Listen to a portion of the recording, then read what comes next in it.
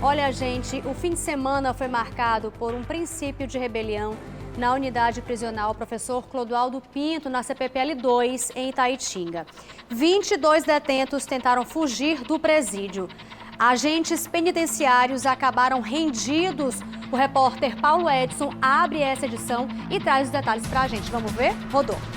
Clima aparentemente tranquilo. Essa é a sensação que nos passa aqui na entrada da CPPL-2, horas após a tentativa de fuga de 22 presos daqui dessa unidade prisional, no caso, a unidade prisional Clodoaldo Pinto, de onde estavam esses 22 detentos.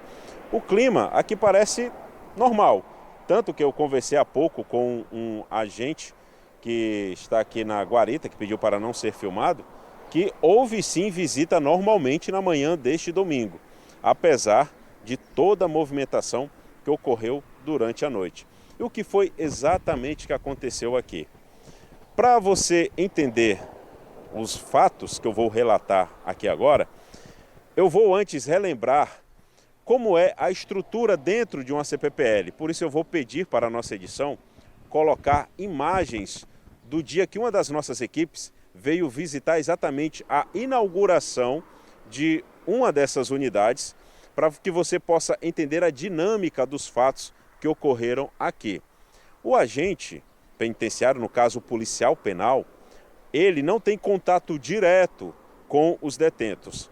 Para ele fazer a movimentação dos internos, ele caminha por uma pavimentação superior, no teto das celas, como se fosse um piso mesmo, onde ele consegue acionar as entradas e saídas através de manivelas na parte superior das celas. Ou seja, as celas ficam embaixo e os agentes penitenciários, os policiais penais, eles caminham na parte superior dessas celas, de onde eles acionam as portas. Então, a priori, o policial penal ele não tem contato com o detento de forma direta. Simplesmente eles são separados por essas duas pavimentações, as celas embaixo e o policial penal em cima, como você está acompanhando aí nas imagens. E como foi que tudo aconteceu aqui? De acordo com relatos passados pelos próprios agentes e também confirmado pela própria Secretaria da Administração Penitenciária, já no fechamento do turno, por volta das 7h20 da noite, às 19h20, estava já fazendo o fechamento das celas. Quando ele estava caminhando pela pavimentação superior, já no fim do corredor, na cela 21, ele foi surpreendido com detentos que já estavam na parte superior. Ou seja, os detentos conseguiram sair da cela, que fica embaixo, e subir para a pavimentação onde fica o policial penal.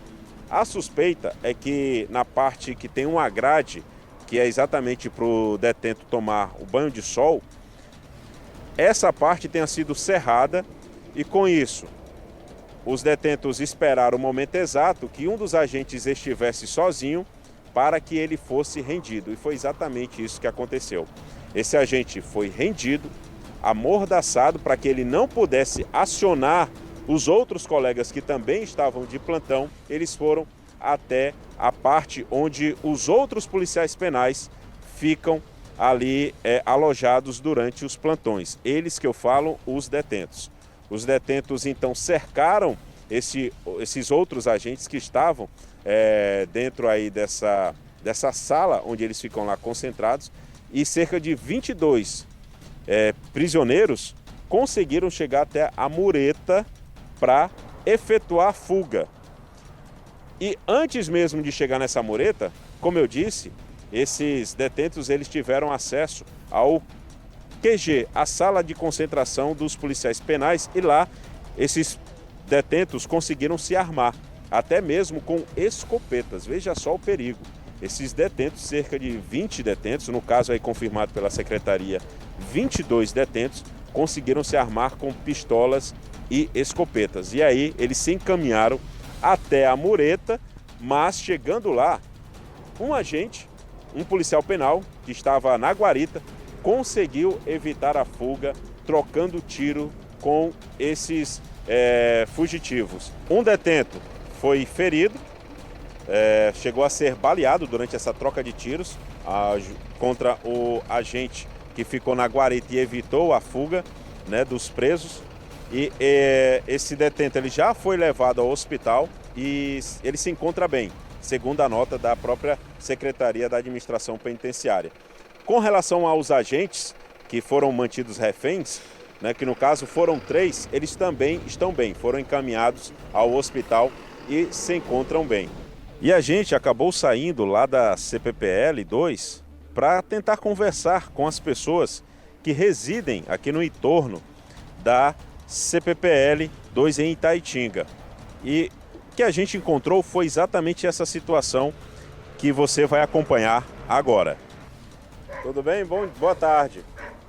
É que a gente está fazendo uma reportagem aqui sobre os moradores que moram próximo à CPPL, né? Como é que vocês lidam com isso, com esse cotidiano, essa tensão de a qualquer momento alguém pode fugir? Como é que vocês lidam com isso? A senhora pode falar? Posso entrevistar a senhora? Não, né? Tudo bem, tudo bem. Muito obrigado, tá? Bom, como você viu, a gente tentou entrevistar uma moradora aqui do entorno e o clima é exatamente esse. Quando tem fuga na CPPL, os moradores ficam tensos, mas não é só quando tem fuga, é todo dia. Não à toa que a residência da pessoa com quem nós conversamos, que não quis gravar a entrevista, por isso que a gente não vai mostrar a pessoa com quem a gente conversou, né? Mas a situação aqui da casa dela, que a gente pôde ver, é de total blindagem da residência. Até mesmo, olha só aqui, ó. Aqui antes era uma varanda, a gente percebe pela estrutura, mas tiveram que murar tudo para que pudesse haver aí o aumento da segurança. Mas como ela relatou aqui para a gente, mesmo murando, nem sempre é o suficiente, porque quando os detentos fogem, né, eles conseguem se esconder, invadir as residências aqui do entorno. Então esse é o clima que os moradores que vivem por aqui passam diariamente. E nós viemos até a Secretaria da Administração Penitenciária e Ressocialização conversar exatamente com a presidente do Sindicato dos Policiais Penais, Joélia Silveira.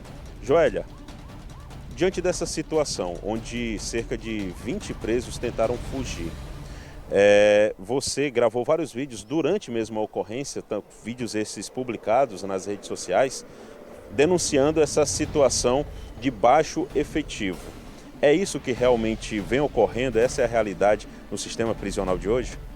Positivo. Há muito tempo o sindicato vem batendo nessa tecla, vem denunciando o governo do estado. A Secretaria de Administração Penitenciária é ciente do baixo efetivo devido ao afastamento de vários policiais penais para tratamento de saúde, tanto psicológico como físico também. E isso tem fragilizado a segurança dentro das unidades prisionais.